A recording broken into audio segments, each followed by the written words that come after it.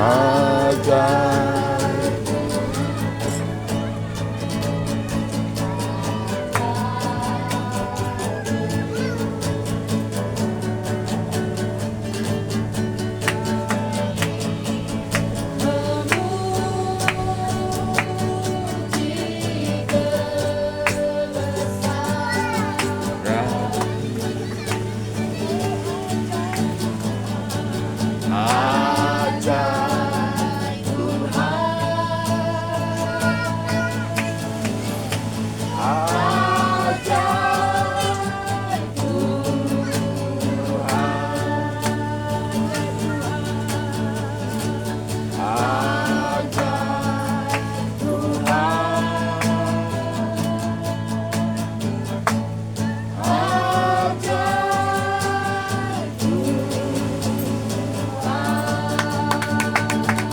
Mari Ibu Lydia berdoa ya.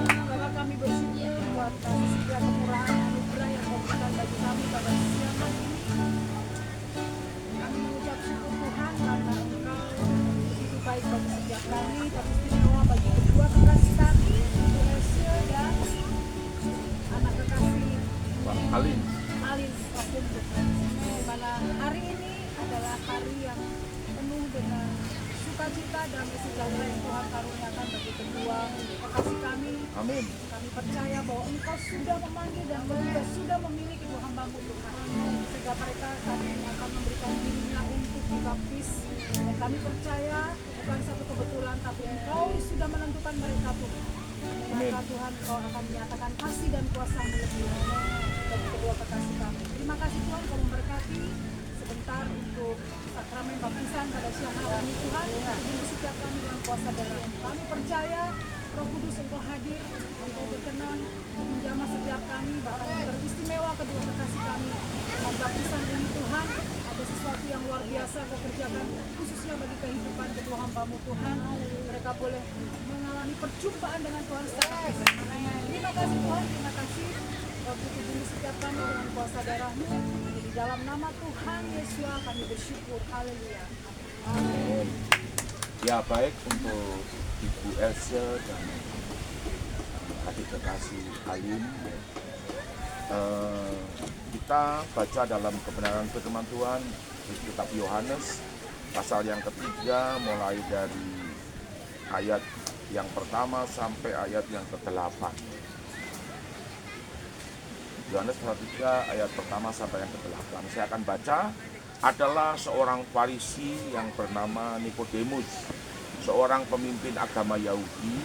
Ia datang pada waktu malam kepada Yesus dan berkata, "Rabi, kami tahu bahwa engkau datang sebagai guru yang diutus oleh Elohim, sebab tidak ada seorang pun yang dapat mengadakan tanda-tanda yang engkau adakan jikalau Tuhan tidak menyertainya." Jawab Yesus. Yesus menjawab katanya, "Aku berkata kepadamu, sesungguhnya jika seorang tidak dilahirkan kembali, ia tidak dapat melihat kerajaan surga." Ya.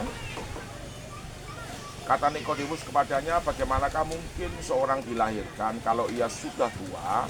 Dapatkah ia masuk kembali ke rahim ibunya dan dilahirkan lagi?" Jawab Yesus, "Aku berkata kepadamu, sesungguhnya jika seorang tidak dilahirkan dari air dan roh, ia tidak dapat masuk ke dalam kerajaan surga." Kerajaan di sini adalah kerajaan Allah. Ya. Apa yang dilahirkan dari daging adalah daging, apa yang dilahirkan dari roh adalah roh. Janganlah engkau heran, karena aku berkata kepadamu, kamu harus dilahirkan kembali. Ya, sampai di situ. Jadi Nikodemus ini adalah orang Yahudi, pemimpin agama Yahudi yang sudah tua, dan dia pergi menjumpai Yesus. Lalu dia bertanya, ya, "Rabi, kami tahu bahwa engkau datang sebagai guru diutus oleh Tuhan, sebab tidak ada seorang pun yang dapat mengadakan tanda-tanda yang kau adakan jika Tuhan tidak menyertainya." Tetapi Yesus menjawab, yang pertama adalah, sesungguhnya jika seorang tidak dilahirkan kembali, dia tidak dapat melihat. Jadi lahir kembali itu perkara yang sangat penting. Melihat saja tidak bisa kalau tidak lahir kembali, kalau tidak dilahirkan kembali. Nah, apa yang dimaksud dilahirkan kembali ini ditangkap oleh Nikodemus secara hurufiah. Jadi dia pikir, apakah saya ini yang sudah tua, yang sudah berumur lebih dari 70 tahun ini harus kembali ke rahim ibu saya, lalu saya dilahirkan lagi. Tetapi Tuhan Yesus menjawab lagi untuk yang kedua, sesungguhnya jikalau engkau tidak dilahirkan kembali dari air dan roh, nah ini lebih tegas lagi, dari air dan roh, di situ dikatakan tidak dapat masuk. Jadi kalau tidak dari air dan roh, tidak dapat masuk ya ke dalam kerajaan. Di sini ditulis kerajaan Allah, tapi kerajaan surga, kerajaan Elohim, kerajaan daripada Bapa Yahweh, seperti itu.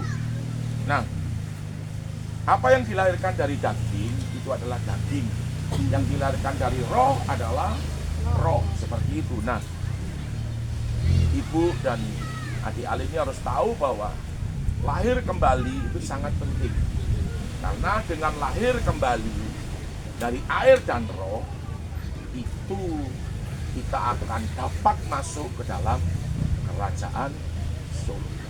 Jadi yang dimaksud dengan air dan roh itu adalah baptisan air dan baptisan Roh Kudus. Nah, tahapannya adalah tadi firman tadi pagi itu, tadi yang baru dijelaskan oleh Evangelis Bernardo Rumbino, itu sangat jelas sekali. Ada tahapannya, ada prosesnya. Jadi orang itu harus dibaptis dengan baptisan air. Baptisan air yang alkitabiah adalah baptisan Yesus Kristus. Ada banyak baptisan, ya, ada baptisan yang dipercik. Ya. Nah, arti kata baptisan itu sendiri adalah baptiso. Baptiso itu adalah diselamkan atau ditenggelamkan, seperti itu. Nah, kalau dipercik itu bukan baptiso, ya. Seperti itu. Jadi seperti itu. Ada yang dibaptis juga pakai bendera. Jadi ada gereja yang baptis juga pakai bendera. Ada yang dibaptis pakai pasir, ada juga. Tapi saya tidak perlu menceritakan itu, tapi saya mau kembali kepada firman Tuhan yang adalah pegangan kita. Jadi patron kita, ya, patokan kita adalah firman. Di mana firman itu Tuhan Yesus sendiri yang berkata. Tuhan sendiri yang berkata di dalam firman-Nya. Jadi mau tidak mau, kalau kita percaya Yesus, kita harus mendengarkan Dia, mendengarkan Yesus. Jadi kalau kita lihat di dalam Roma pasal yang ke-6 ayat 3 dan ke-4, tidak tahukah kamu yang dibaptis itu dibaptis dalam kematian? Artinya Tuhan Yesus itu mati, dikuburkan, dibaptis dalam kematian daripada Yesus Kristus atau Yeshua HaMashiach. Jadi dikuburkan itu sama dengan ditenggelamkan, menenggelamkan semua, menguburkan semua manusia lama. Manusia lama adalah manusia yang secara daging ini, yang hidup dalam dosa. Semua dosa, entah itu dosa perzinahan, entah itu dosa ketamakan, mencuri, mungkin juga kebencian, mungkin juga semua dosa, ya, itu harus dikubur bersama dengan baptisan, ya, dalam kematian Kristus itu tadi. Jadi semua ditanggalkan. Manusia lama yang hidup dalam, manusia lama adalah manusia yang hidup dalam kedagingan ini ditanggalkan. Menjadi manusia baru, menjadi hidup yang baru, menjadi manusia yang lahir dari roh, bukan lahir dari daging. Sebab yang lahir dari daging adalah daging, yang lahir dari roh adalah roh. Jadi bersyukurlah kalau kita itu dibaptis, ya, yang bukan merupakan aturan gereja, bukan merupakan aturan manusia, bukan merupakan aturan organisasi. Nah, kalau organisasi kan atau gereja kan mengatur demikian rupa. Tetapi pertanyaannya, apakah itu sesuai dengan firman Tuhan? Karena kita harus kembali kepada Alkitab, adalah firman Tuhan. Nah, itu yang perlu dipertanyakan. Ya. Jadi tadi firman tadi pagi berbicara tentang ajaran sesat. Hari ini ada banyak ajaran sesat yang tidak sesuai dengan firman Tuhan. Seperti ya, Kristen progresif itu mengatakan bahwa kalau kamu berbuat baik, kasih itu pasti masuk surga. Tidak, toh? Itu hanya buah. Yang membuat kita masuk surga adalah kalau kita bertobat, percaya Yesus, lalu mengambil keputusan untuk lahir baru, dibaptis dari air dan roh. Jadi ada prosesnya.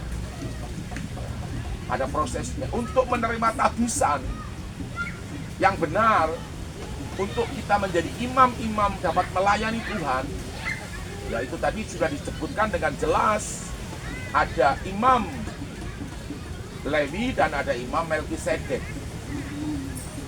Nah, itu yang kita harus tahu. Tadi sudah jelas sekali, ya. Seperti itu. Jadi setelah dibaptis ini harus diisi dengan kebenaran firman Tuhan. Belajar terus kebenaran firman Tuhan, sehingga nanti Roh Kudus akan menolong, memimpin Elsa maupun Alin ini terus mengenal Tuhan. Semakin tahu tentang Tuhan, semakin kita kenal Tuhan, itu Tuhan tidak akan membiarkan kita. Semakin kita mendekat kepada Tuhan, Tuhan tidak akan membiarkan. Jadi tidak boleh setelah ini mundur, itu tidak boleh. Ya, jadi harus terus setia. Apalagi kalau kita mau komitmen untuk melayani Tuhan. Komitmen melayani Tuhan adalah menjadi pelayan Tuhan, menjadi imam dalam melayani Tuhan di gereja. Ya, nah, jadi Tuhan tidak akan membiarkan kamu. Carilah dahulu kerajaan surga dan kebenarannya, maka semua akan ditambahkan kepadamu. Ditambahkan itu adalah karena kita cari Tuhan, karena kita dekat dengan Tuhan, mengenal Dia, mengenal kebenaran, cari kerajaan surga itu, maka semua akan ditambahkan. Berkat itu akan mengikuti kita. Jadi kebajikan dan kemurahan belaka itu akan mengikuti kita. Sebenarnya bukan mengikuti, tapi mengejar kita. Di dalam Mazmur pasal 23 itu kan, Tuhan adalah gembalaku, itu kan bahwa kebajikan dan kemurahan itu akan mengikuti. Kata mengikuti ini diterjemahkan juga mengejar. Jadi kita itu dikejar oleh kemurahan dan dikejar oleh kebajikan. Ah, itu berkat.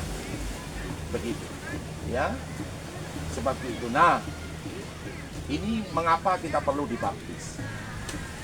Ya. Orang dibaptis itu supaya kita menjadi manusia baru, lahir baru. Bukan secara fisik ini. Seperti kayak Pak Pendeta ini umur sudah 63 tahun. Gitu. Nah, itu di surga tidak dihitung umurnya, ini tidak. Dihitung itu pada saat kamu dibaptis. Dibaptis, baptisan Yesus Kristus. Baptisan Yeshua HaMashiach, yaitu baptisan selam, baptisan yang ditenggelamkan. Yang dalam Roma pasal 6 ayat yang ketiga dan 4, tidak tahukah kamu kalau kamu dibaptis, itu kamu dibaptis dalam kematian Kristus. Kamu tanggalkan semua, kamu mati bersama dengan Kristus, menanggalkan manusia lama, dan kamu bangkit menjadi manusia baru. Ya, bangkit menjadi manusia baru. Yang lama itu ditinggalkan, manusia baru sudah datang, menjadi ciptaan baru. Jadi ya, apa yang lahir dari daging itu adalah daging. Tetapi kita tidak berbicara lahir dari daging, tetapi kita berbicara lahir dari roh dan air. Yaitu kita dibaptis, ditenggelamkan menjadi menjadi manusia baru, manusia lama dikubur, dan manusia baru itu bangkit. Ya, manusia baru. Kita lahir secara rohani, itu yang baru dicatat di surga. Jadi bersyukurlah untuk hari ini, dan Tuhan Yesus memberkati kita sekalian. Ya. Puji Tuhan, kita akan laksanakan baptisan ini. Tuhan Yesus memberkati kita sekalian.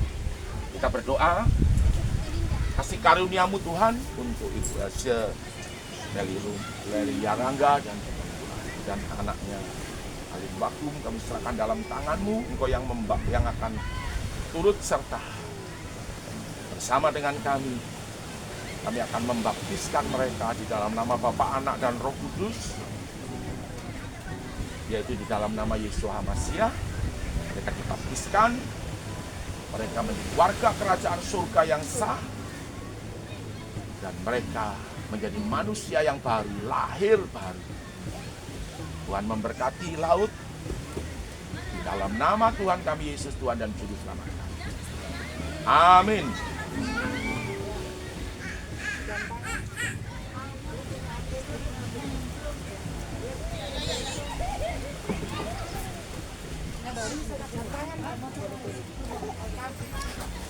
Apa kita mau melak? Tidak.